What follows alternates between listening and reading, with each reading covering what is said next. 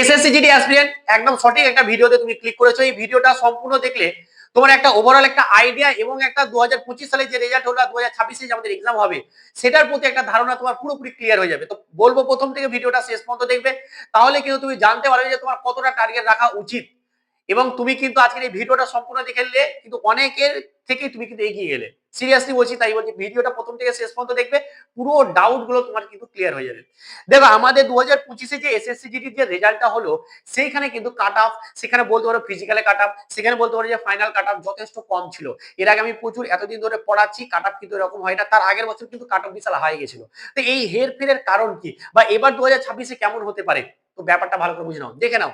দেখো আমাদের 2025 যে ভ্যাকেন্সিটা ছিল, যেটা আমাদের রেজাল্ট হলো 2025 সেইখানে আমাদের প্রথমে যে ভ্যাকেন্সি ছিল সেটা ছিল 26,000 সামথিং কিন্তু আমাদের ভ্যাকেন্সি প্রথমে যখন ভ্যাকেন্সি দেওয়া হয় সেখানে কিন্তু দেওয়া হয়। এবার সেই ক্ষেত্রে আমি যখন অফলাইনে পড়াতে শুরু করি, যখনই দেখলো ছেলেমেয়েরা যে ভ্যাকেন্সি 26,000, সেইখানে কিন্তু ছেলেমেয়েরা পড়াই ছেড়ে দিল, ম্যাক্সিমাম ছেলেমেয়ে ফর্ম ফিল আপ করা হয়ে গেছে। তারপরেও এরপরে এইখানে এটা একটা বিশাল বড় ফ্যাক্টর কাজ করলো। তারপরে এই ভ্যাকেন্সিটাকে আবার বেড়ে সেটা কিন্তু 46,000 প্লাস কিন্তু ভ্যাকেন্সি হয়ে গেল। মানে প্রায় ধরতে পারো যে কি আমাদের ডবলের কাছাকাছি প্রায়, সেইখানে কিন্তু আমাদের ভ্যাকেন্সিটা বাড়িয়ে দিল। তো এইখানে একটা বড় ব্যাপার ছিল। তো যখন আমাদের এই ভ্যাকেন্সিটা এসেছিল তো অনেকে কিন্তু পড়াশোনা ছেড়ে দিয়েছিল, অনেকে ঠিকঠাক করে পড়াশোনা করেনি, ওই কারণে কিন্তু আমাদের এখানে কম্পিটিশনটা কমে গেল। এবার যেই ভ্যাকেন্সি এখানে চলে এলো ওই কারণে কাট অফটা কিন্তু অনেকটাই কমে গেল। শুধু কি এটাই কারণ ছিল স্যার? এটার কিন্তু কারণ ছিল না। এর আগে যে আমাদের এক্সামটা হয়েছিল সেই এক্সামে কিন্তু এসএসসি এর যথেষ্ট ভালো এবং লেভেলের একটা কোশ্চেন ছিল।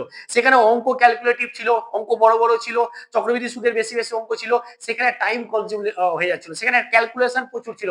সেই কারণে কিন্তু অঙ্ক অনেকে সলভ করতে পারেনি ঠিকঠাক ভাবে, আর সলভ না করার জন্য কিন্তু অনেকে পিছিয়ে গেছে। আর এই অঙ্ককে ঠিকঠাক ভাবে সলভ করার জন্য এবং ঠিকঠাক ভাবে প্র্যাকটিস করার জন্য আমরা কিন্তু এখানে প্রতিনিয়ত তোমাদেরকে অঙ্কর ক্লাস দিচ্ছি।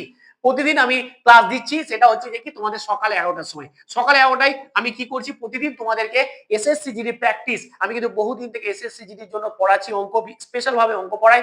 আমার ছেলে এখান থেকে পড়ে কিন্তু অনেকে চাকরি করছে, তো সেইখানে তারা জানে যে আমি কিরকম করে পড়াচ্ছি। প্রতিদিন সকাল 11টার সময় তুমি কিন্তু ক্লাস পেয়ে যাবে আমাদের।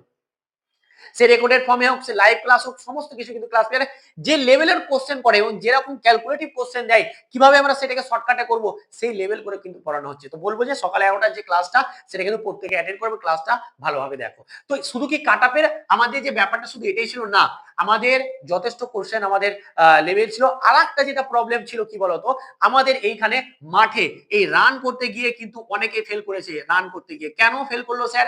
কারণ প্র্যাকটিস ঠিকঠাক ছিল না। প্র্যাকটিস আমাকে মাঠে প্রচুর ছেলে, মাঠে ইভেন মেডিকেলে কিন্তু বহু ছেলে ফেল করেছে।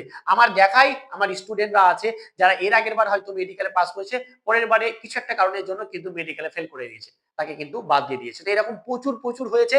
তাই আমি বলবো যে কি ফিট থাকো এবং তার সাথে সাথে তুমি কিন্তু মাঠটাকে একদম ছেড়ো না। এবং এই যে কাট আপটা আমাদের 2025 এসছে সেই কাট আপকে ধরে কখনোই আসবে না। টার্গেট কিরকম রাখবো?